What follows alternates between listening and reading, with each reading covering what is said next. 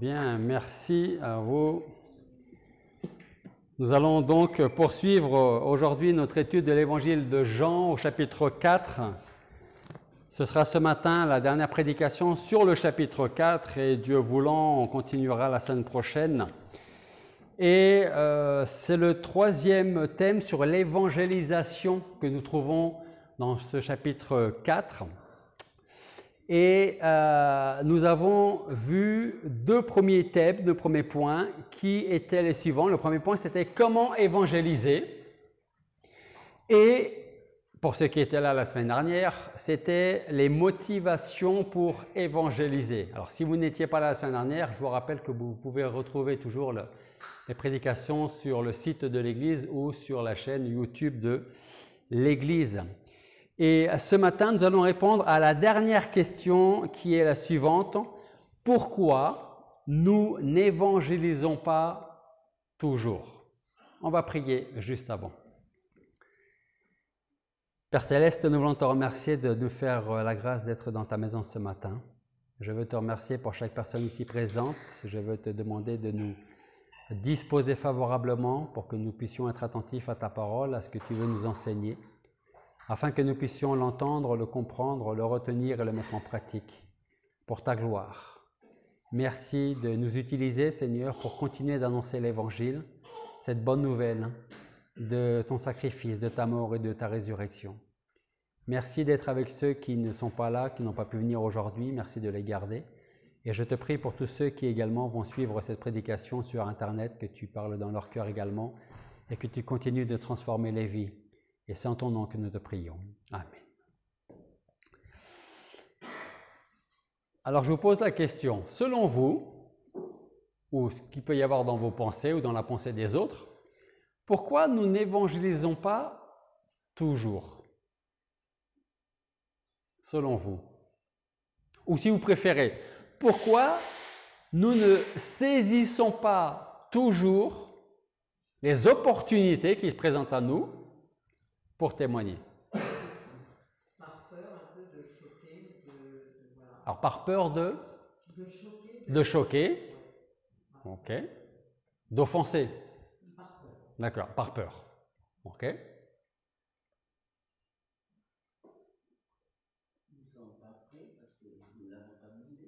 Alors nous ne sommes pas prêts parce que nous n'avons pas demandé l'aide du Seigneur. Ok, de nous préparer à cela.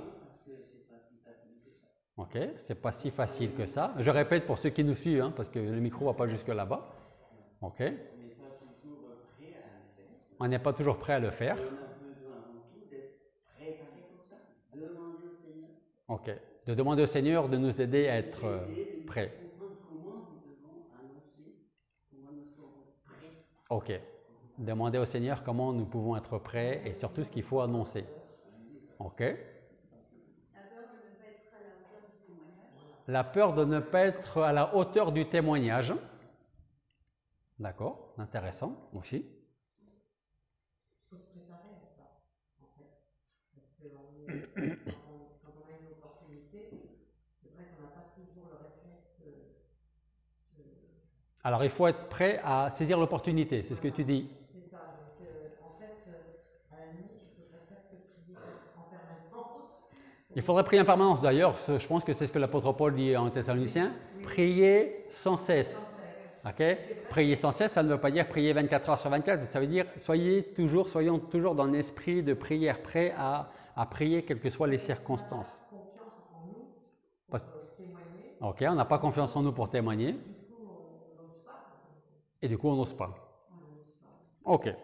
Alors, la question, c'est pourquoi nous n'évangélisons pas toujours? On pourrait poser la question autrement, à savoir, quelles sont les causes de notre négligence à ce devoir? Parce que si vous vous en souvenez, quand on a travaillé sur le premier point, comment évangéliser, je vous ai posé la question, est-ce un devoir? Est-ce que c'est une obligation? Mais en fait, c'est et un devoir et une obligation. Alors, la question, on pourrait la poser autrement, quelles sont les causes de notre négligence à ce devoir, à cette obligation? Alors, certains parmi vous ont commencé à répondre très justement à la question, pourquoi nous n'évangélisons pas toujours? Donc, J'ai une autre question pour vous. Vous savez que j'aime bien les questions. Que pensez-vous que nous allons trouver et vivre au ciel lorsque le Seigneur sera venu nous chercher? Selon vous, qu'est-ce qui nous attend au ciel pour le jour où nous y serons?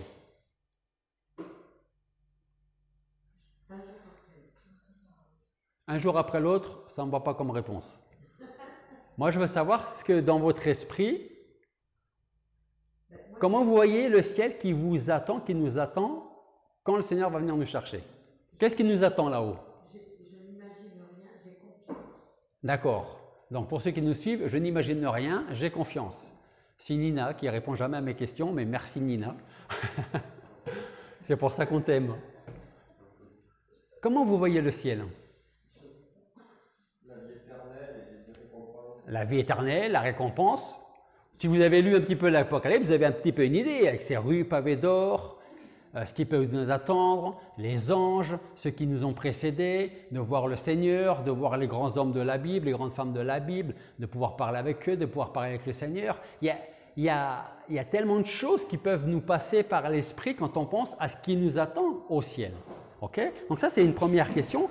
Donc si nous avons à l'esprit les merveilles célestes, même si elles sont voilées, parce qu'on n'a pas pleinement conscience de ce qui nous attend, mais si nous avons à l'esprit les merveilles célestes qui nous attendent là-haut, alors une autre question, c'est pourquoi est-ce que nous n'incitons pas les autres à un jour y avoir part également à ces merveilles célestes?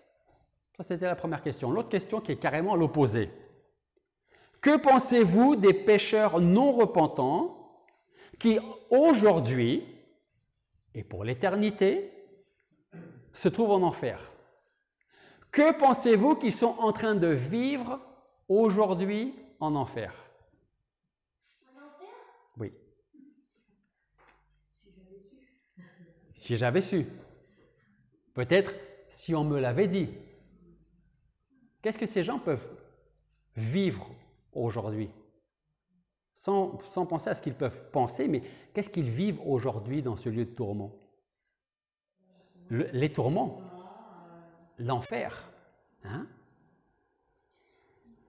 À ceci, je rajouterai une question. Si nous pouvons avoir une idée de ce qui nous attend au ciel, si nous pouvons avoir une idée de ce que vivent en ce moment ceux qui sont en enfer, pourquoi nous ne mettons pas toujours en garde ceux qui vivent loin du Seigneur Jésus-Christ?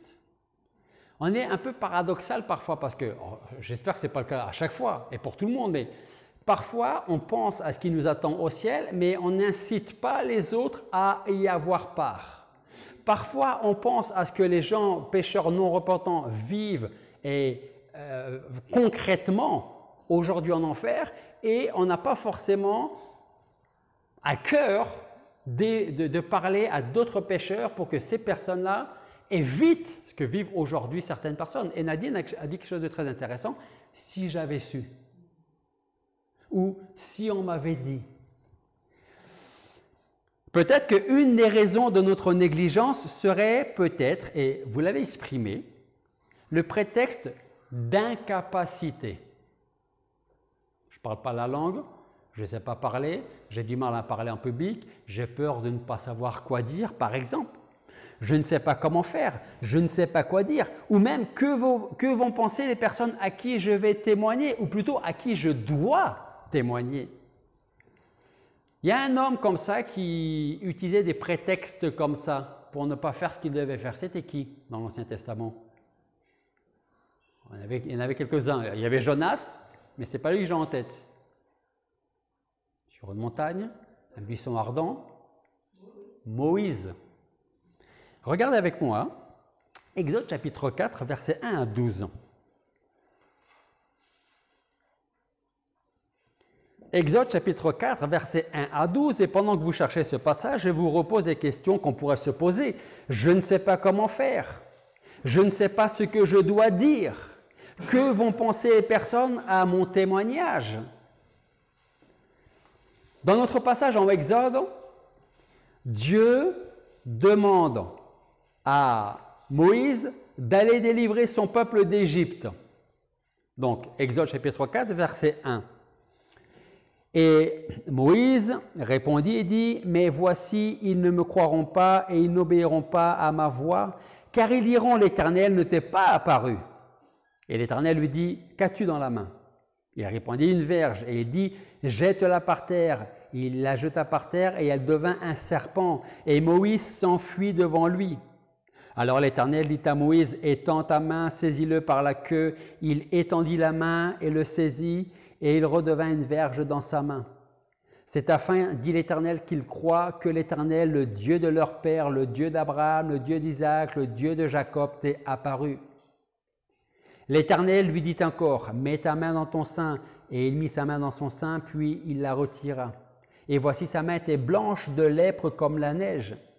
Puis Dieu dit, « Remets ta main dans ton sein. » Et il remit sa main dans son sein, puis il la retira de son sein, et voici elle était redevenue comme son autre chair. Et il arrivera, s'ils ne te croient pas et n'obéissent pas à la voix du premier signe, qu'ils croiront à la voix du signe suivant.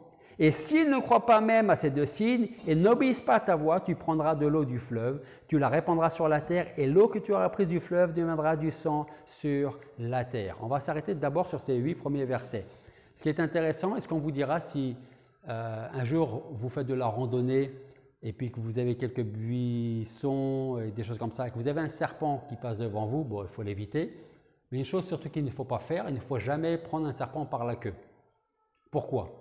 Parce que si vous le prenez, parce qu'effectivement, si vous le prenez par la queue, il sera assez agile pour se tourner et vous mordre. Et comme il le dit, il faut plutôt le prendre par la tête. Dans le cas, il faut mieux ne pas le prendre du tout, ok ? Mais surtout, ne jamais le prendre par la queue. Et ce qui est intéressant, c'est que là, Dieu va justement dire le contraire à Moïse. Il dit, prends-le par la queue parce que je vais te montrer qui est celui qui prévoit toutes choses. C'est moi. Et là, ensuite, donc il y a cet exemple-là, il y a l'exemple de la main qui devient comme de la lèpre, et puis il y a le Seigneur qui dit, s'il ne croit pas encore à ces signes-là, tu prendras de l'eau et se transformera en sang. Ça veut dire quoi? Ça veut dire que quand nous allons témoigner, la personne ne va pas forcément croire la première fois. Peut-être pas non plus la deuxième fois, mais peut-être à la troisième ou à la quatrième fois.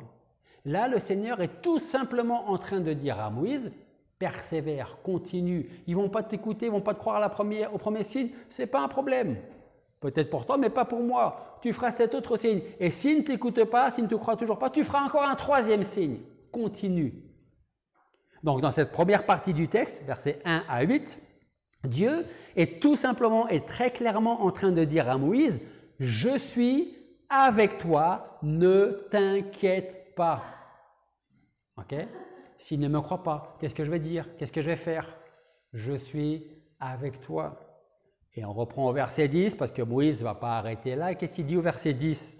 Moïse dit à l'Éternel, « Ah Seigneur, je ne suis point un homme qui ait la parole aisée, ni d'hier, ni d'avant-hier, ni depuis que tu parles à ton serviteur, car j'ai la bouche et la langue pesante. » Et l'Éternel lui dit, « Qui a fait la bouche de l'homme? Ou qui rend muet, ou sourd, ou voyant, ou aveugle? N'est-ce pas moi l'Éternel? Maintenant donc, va et je serai avec ta bouche et je t'enseignerai ce que tu devras dire. » Le verset 10, la fin du verset 10, Moïse dit, j'ai la bouche et la langue pesante. La langue pesante était un terme pour dire, je suis bègue. Donc, essayez d'imaginer Moïse qui parle comme ça à Pharaon, qui lui dit, tu dois laisser partir mon peuple. Vous auriez envie de témoigner, vous, comme ça, pour qu'on se moque de vous? Et j'ai envie de dire qu'il avait de bonnes raisons de ne pas faire ce que Dieu lui demandait de faire. Mais qu'est-ce que le Seigneur lui dit à la suite, au verset 11? Qui a fait la bouche de l'homme? Qui c'est qui rend muet, sourd, voyant ou aveugle? C'est moi, c'est pas toi. Et verset 12, qu'il faut retenir, maintenant, donc, va, entre parenthèses, avec tes défauts, et moi, je serai avec ta bouche et ta langue pesante, et je t'enseignerai ce que tu dois dire. N'oublions pas aussi la promesse de Jésus-Christ en Matthieu 28, versets 19 à 20, que vous connaissez bien, Matthieu 28, 19 et 20, qui dit « Allez donc et instruisez toutes les nations, les baptisant au nom du Père, du Fils, du Saint-Esprit, et leur apprenant à garder tout ce que je vous ai commandé. Et voici, c'est ça qu'il faut retenir, je suis avec vous tous les jours, jusqu'à la fin du monde. » Donc, on peut utiliser le prétexte d'incapacité. Une autre raison pour laquelle nous pourrions être réticents à annoncer l'Évangile pourrait être la peur, et Nina a parlé de peur, ça peut être la peur de passer pour un fou ou pour un simple d'esprit, surtout si on a l'impression que la personne ou les personnes à qui on va témoigner ont un fort caractère, que peut-être on se dit « moi je n'ai pas fait d'études, je ne sais pas forcément quel terme je vais utiliser », alors que eux, c'est des têtes. Ils ont fait beaucoup d'études. Qu'est-ce que je vais leur dire? Comment je vais leur parler? Est-ce qu'ils vont comprendre même ce que je vais leur dire? Dans ce cas, pensez une fois de plus à l'histoire de Noé. Vous connaissez l'histoire de Noé? En son temps, quasiment tout le monde l'a pris pour un vieux fou. Tous, ou quasiment tous, sans exception, pensaient que le pauvre Noé avait perdu la raison et qu'il ne fallait pas faire attention à ses avertissements. Certains se moquaient ouvertement de lui, d'autres l'ignoraient tout simplement, ou d'autres encore pouvaient apprécier l'homme qu'il était, mais sans tenir compte de ses paroles. On aime bien Noé, mais je ne crois pas en ce qu'il est en train de dire. Surtout qu'à l'époque, la pluie n'était jamais tombée sur terre. Donc comment est-ce que de l'eau qui tombe du ciel va inonder nos terres et comment est-ce qu'on va mourir? Le pauvre Noé, il a mal vieilli. Pourtant, Noé a été fidèle. Il n'a pas cessé de prévenir ses compatriotes qu'un déluge allait arriver et que s'il persistait à ne pas écouter les avertissements, non pas ses avertissements, mais les avertissements de Dieu, s'il ne prenait pas place dans l'arche, tous périraient sans exception. Et vous savez ce qui est arrivé à ces gens? Eh bien, tous, sans exception, sauf 8 personnes, ont péri. Qui était le plus fou? Noé ou les autres? Si on a peur d'être pris pour un fou, pour un simple d'esprit, ce n'est pas un problème. Je préfère être fou et simple d'esprit et de finir l'éternité avec le Seigneur. Tous, sans exception, ont regretté ne pas avoir cru. Tous ont cherché soit à entrer dans l'arche, alors que Dieu a fermé la porte de l'arche. Ce n'est pas Noé. Peut-être que Noé aurait eu de la pitié, peut-être que Noé aurait réouvert la porte pour que quelques-uns puissent rentrer. Ce n'est pas Noé qui a fermé la porte, c'est Dieu. Parce qu'à ce moment-là précis, le temps de grâce était terminé pour ceux qui se moquaient, pour ceux qui ne voulaient pas croire à la parole de Noé. Tous ont cherché à trouver refuge sur la montagne la plus haute, mais pas un seul n'est resté sans bouger. Tous, très certainement, ont dû à ce moment précis repenser aux paroles de ce vieux fou. Tous, sans exception, sont morts, sauf ces 8 personnes qui ont fait confiance à Dieu. Et je vais vous poser une question. Selon vous, c'est mieux, c'est préférable de témoigner et puis personne ne vous croit, ou de ne rien dire du tout?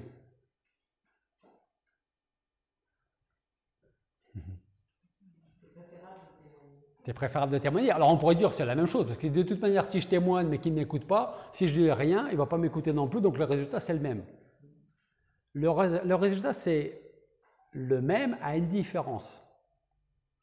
C'est que la personne, si vous lui témoignez, 1 fois, 2 fois, 10 fois, et qu'elle ne veut toujours pas, quand elle va se retrouver face à face devant le tribunal de Christ, la personne ne pourra jamais dire « je ne savais pas ». On m'a rien dit.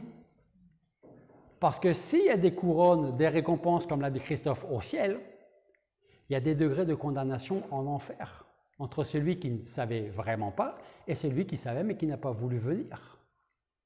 Donc c'est toujours plus favorable d'annoncer. Parce qu'on ne sait pas ce que le Seigneur va faire dans la vie, dans le cœur de la personne qui reçoit le message.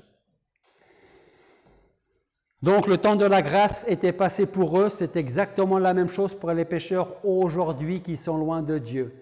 Chaque jour, des pécheurs perdent cette grâce et se retrouvent dans les tourments éternels, jour après jour, après jour, après jour. Alors, souvenons-nous que l'évangélisation, ce n'est pas une option pour le chrétien. Souvenons-nous que Jésus-Christ ne nous dit pas « si tu veux, tu vas faire de toutes les nations des disciples ». C'est le contraire qu'il nous dit. Il nous dit « va, lève-toi et va annoncer l'évangile à tous ceux que tu vas croiser ». Alors si nous n'avons pas à cœur le salut des pécheurs, nous manquons au commandement du Seigneur. Maintenant, si Dieu vous parle dans le cœur et si vous désirez aller chercher les pécheurs pour les amener à Jésus-Christ, alors ce message-là est pour vous ce matin. Si vous n'avez pas à cœur les âmes qui se perdent, arrêtez d'écouter parce que la suite ne va pas vous intéresser non plus. Proverbe chapitre 11, verset 30. Proverbe 11, 30 nous dit «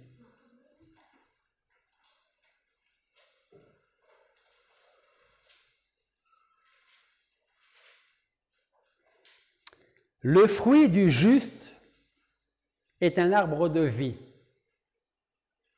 et le sage gagne les cœurs. Le fruit du juste est un arbre de vie, et le sage gagne les cœurs. » Un autre passage, c'est Daniel chapitre 12, un peu plus en arrière dans votre Bible. Daniel chapitre 12, versets 1 et 3.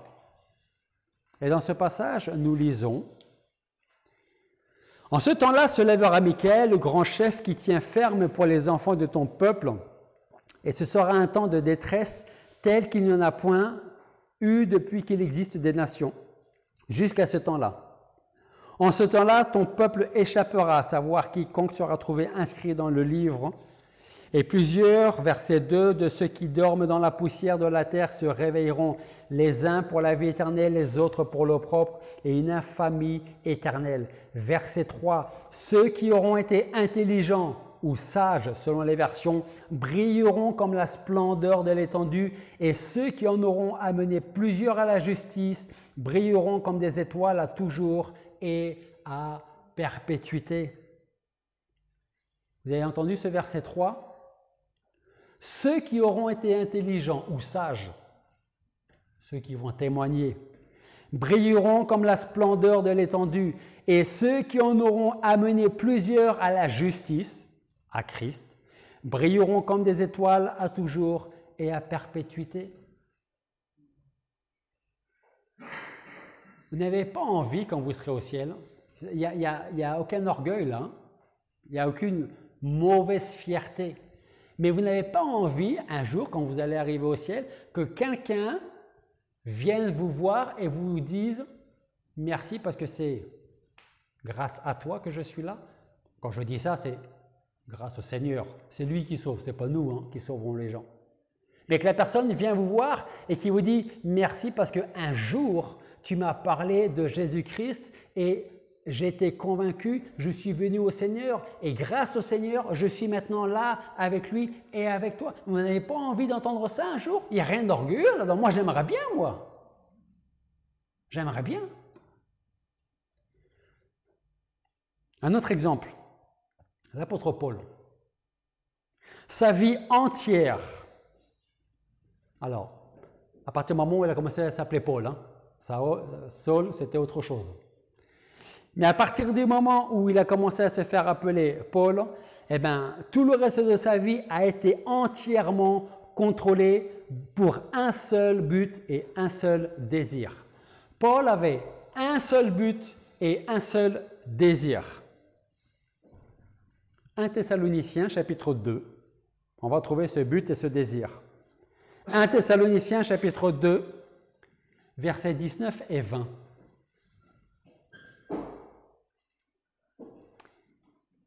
Et que dit l'apôtre Paul dans ce passage? Car quelle est notre espérance ou notre joie ou notre couronne de gloire?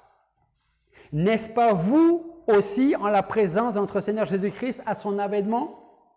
Oui, vous êtes notre gloire et notre joie. La joie d'amener des pécheurs à Christ. Une couronne de gloire pour avoir amené des pécheurs à Christ. Une couronne de gloire et de joie. Il ne faut pas de fausse modestie. Moi, j'ai envie de l'avoir, moi, cette couronne, pas vous? Qui c'est qui a envie d'avoir cette couronne? Tout le monde a envie de l'avoir. Ce n'est pas une fausse modestie. Paul nous dit dans plusieurs épîtres qu'il travaillait jour et nuit pour l'avancement de l'Évangile. Et savez-vous pourquoi il gardait ce but et ce désir toujours en point de vue ou en point de mire? Parce qu'il gardait à l'esprit le moment où il serait face à face avec Jésus-Christ. Jésus-Christ qui nous dit lui-même en Matthieu 4, 19, « Suivez-moi et je vous ferai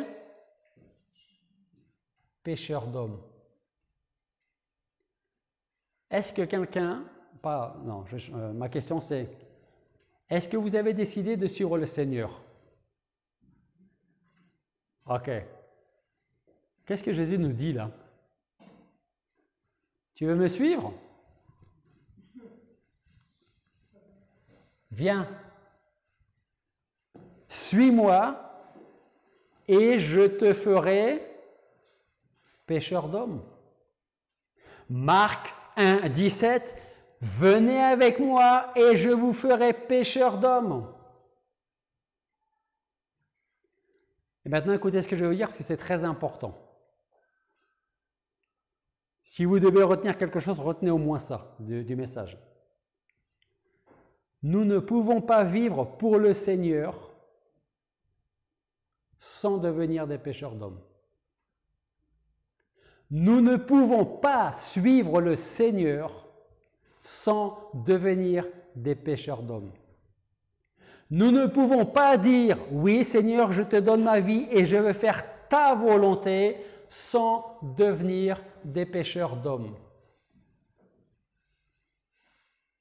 Alors, je ne veux offenser personne, mais si vous avez tous à cœur, et tant mieux, de vouloir suivre le Seigneur,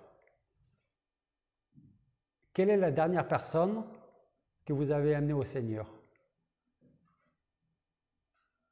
Quand avez-vous, pour la dernière fois, amené un pécheur au Seigneur?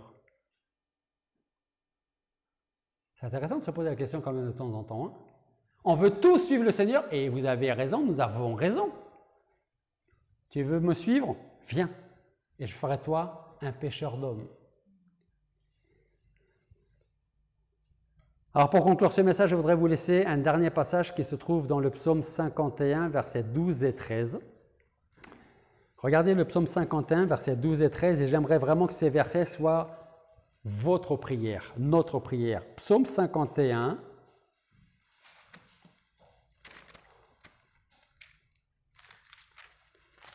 versets 12 et 13.